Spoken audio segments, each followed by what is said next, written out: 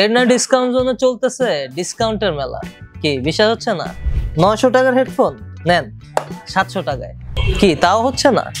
নেন 2500 টাকার অনর ব্র্যান্ডের ইয়ারবাড 2100 টাকায়। এই নেন 2200 টাকার মাউস 1700 টাকায়। কি এখনো হচ্ছে না? যান 1500 টাকার স্পিকার 999 টাকায়।